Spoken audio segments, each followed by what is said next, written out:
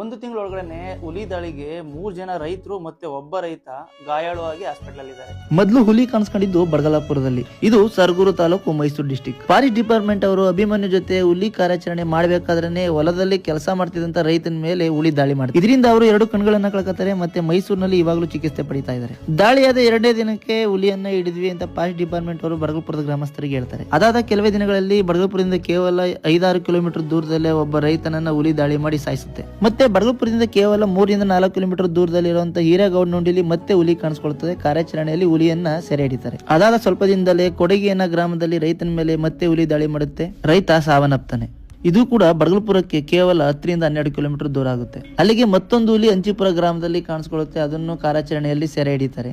ಇದು ಕೂಡ ಕೇವಲ ಬಡಗಲ್ಪುರಕ್ಕೆ 8 ಕಿಲೋಮೀಟರ್ ದೂರ ಇದೆ ಅಷ್ಟೇ. ಮತ್ತೆ ಇವತ್ತು ಡೇಟು 7/11/2025 ಬೆಳಿಗ್ಗೆ ಮತ್ತೆ ಹೆಗ್ಗುಳು ಗ್ರಾಮದಲ್ಲಿ ಇನ್ನೊಬ್ಬ ರೈತನ ಮೇಲೆ ಹುಲಿ ದಾಳಿ ಮಾಡಿ ರೈತ ಹಸುನಿಗಿದ್ದಾನೆ. ಇದು ಕೂಡ ಕೇವಲ ಬಡಗಲ್ಪುರಕ್ಕೆ 10-12 ಕಿಲೋಮೀಟರ್ ದೂರ ಮಾತ್ರ. ಇಲ್ಲಿ ನನ್ನ ಕ್ವಶನ್ ಒಂದೇ, ಇವಾಗಲೇ 3 ಹುಲಿಗಳನ್ನ ಸೆರೆ ಹಿಡಿದಿದ್ದಾರೆ. ಮತ್ತೆ ಇವತ್ತು ದಾಳಿ ಮಾಡಿರೋದು ಸೇರಿದ್ರೆ 4 ಹುಲಿ ಆಯ್ತು. ಅದು ಬಡಗಲ್ಪುರ ಸುತ್ತಮುತ್ತ ಕೇವಲ 10 ಕಿಲೋಮೀಟರ್ ಒಳಗಡೆನೆ. ಹಾಗಾದ್ರೆ ಈಗ ಬಡಗಲ್ಪುರ ಸುತ್ತಮುತ್ತ ಎಷ್ಟು ಹುಲಿಗಳಿವೆ ಅನ್ನೋದು ಕೂಡ ಗೊತ್ತಿಲ್ಲ. ರಾಜ್ಯ ಸರ್ಕಾರ ಏನಂತ ಹೇಳುತ್ತೆ ಅಂತ ಹೇಳಿದ್ರೆ, ಇದು ಸಫಾರಿ ಮಾಡೋದ್ರಿಂದ ಹುಲಿಗಳು ಕಾಡಿನಿಂದ ನಾಡಿಗೆ ಬಂದು ರೈತರ ಮೇಲೆ ದಾಳಿ ಮಾಡ್ತಾ ಇದೆ ಅಂತ. ಆದ್ದರಿಂದ ಇವಾಗ ಸಫಾರಿನ ತಾತ್ಕಾಲಿಕವಾಗಿ ರದ್ದು ಮಾಡಿದೀವಿ ಅಂತ ಹೇಳ್ತಾ ಇದ್ದಾರೆ. ಇದೊಂದೇ ಕಾರಣ ಇರಬಹುದಾ ಅಂತ ನಾವು ನೋಡಿದ್ರೆ, ಬಡಗಲ್ಪುರದಿಂದ ಸಫಾರಿ ಮಾಡುವ ಪ್ಲೇಸ್ಗಳು 20-30 ಕಿಲೋಮೀಟರ್ ದೂರದಲ್ಲಿದ್ದಾವೆ. ಅದೇ ರೀತಿ ಹಳ್ಳಿಗಳ ಸುತ್ತಮುತ್ತ 10-12 ಜಂಗಲ್ ಲಾಡ್ಜ್ ಮತ್ತೆ ರೆಸಾರ್ಟ್ ಗಳ ತಲೆ ಎತ್ತಿವೆ. ಅಲ್ಲಿ ರೆಸಾರ್ಟ್ ಗಳಿಗೋಸ್ಕರ ಫಿಂಕ್ಷನ್ ಹಾಕಿ ಸೋಲಾರ್ ಗಳನ್ನ ಬಿಟ್ಟು ಪ್ರಾಣಿಗಳಿಗೆ ಹಿಂಸೆ ಕೊಟ್ರೆ ಅವು ನಾಡಿಗೆ ಬರ್ದೇನೆ ಇನ್ನೆಲ್ಲಿ ಕಾಡಿನಲ್ಲಿ ಇರ್ತಾವ. ಪ್ರತಿ ಪ್ರಾಣಿಗಳಿಗೂ ಟೆರಿಟರಿ ಬೌಂಡರಿ ಲೈನ್ ಅಂತ ಇರುತ್ತೆ. ಕಾಡಿನ ಪಕ್ಕದಲ್ಲಿ ಅತಿ ಹೆಚ್ಚು ರೆಸಾರ್ಟ್ ಗಳು ಅಥವಾ ಕಾಮಗಾರಿಯಿಂದ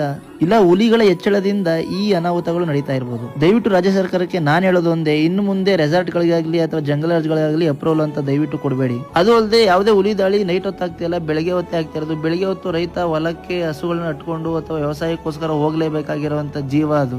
ಆದರೆ ಇವತ್ತು ಆ ಜೀವಕ್ಕೆ ಬೆಲೆ ಇಲ್ಲ. ಹಾಗೆ ಸುತ್ತಮುತ್ತ ಎಷ್ಟು ಹುಲಿಗಳಿವೆ ಅಂತ ಸರ್ವೆ ಮಾಡಿ ದಯವಿಟ್ಟು ತಿಳ್ಕೊಳ್ಳಿ. ದಯವಿಟ್ಟು ಜನಪ್ರತಿನಿಧಿಗಳಿಗೆ ಹೇಳೋದೊಂದೇ, ಎಡೆಯಾಳದಿಂದ ಸರಗೂರಿಗೆ ಸಂಪರ್ಕಿಸುವಂತ ರೋಡ್ ನ ಯಾರು ಆಗ್ತಾ ಇದ್ರೆ ಇಲ್ಲಿ ಪರವಾಗಿಲ್ಲ, ಗುಂಡಿನಾದ್ರೂ ಮುಚ್ಚಿರಪ್ಪ. ಯಾಕಂದ್ರೆ ಹುಲಿಗಳು ರೈತರ ಮೇಲೆ ಇನ್ನೆಷ್ಟು ದಾಳಿ ಮಾಡ್ತೇವೆ ಅಂತ ಗೊತ್ತಿಲ್ಲ. ಜೀವ ಉಳಿದಿರೋ ರೈತರನ್ನ ಬೇಗ ಹಾಸ್ಪಿಟಲ್ ಕರ್ಕೊಂಡೋಗಿ ಸೇರ್ಸಕ್ಕೆ ಇದೊಂದು ಹೆಲ್ಪ್ ಮಾಡಿ. ಇನ್ನ ಈ ಘಟನೆಯಿಂದಾದರೂ ರಾಜ್ಯ ಸರ್ಕಾರ ಮತ್ತೆ ಫಾರೆಸ್ಟ್ ಡಿಪಾರ್ಟ್ಮೆಂಟ್ ಇದಕ್ಕೆ ಎಚ್ಚೆತ್ಕೊಂಡು ಇದಕ್ಕೊಂದು ಒಳ್ಳೆ ಉಪಾಯನ ಕಂಡುಹಿಡಿಯಲಿ ಅಂತ ಹೇಳ್ತಾ, ಸತ್ತಂತ ಬಡ ಜೀವಗಳಿಗೆ ಓಂ ಶಾಂತಿ ಅಂತ ಹೇಳ್ತಾ ಈ ವಿಡಿಯೋನ ಮುಗಿಸ್ತಾ ಇದ್ದೀನಿ.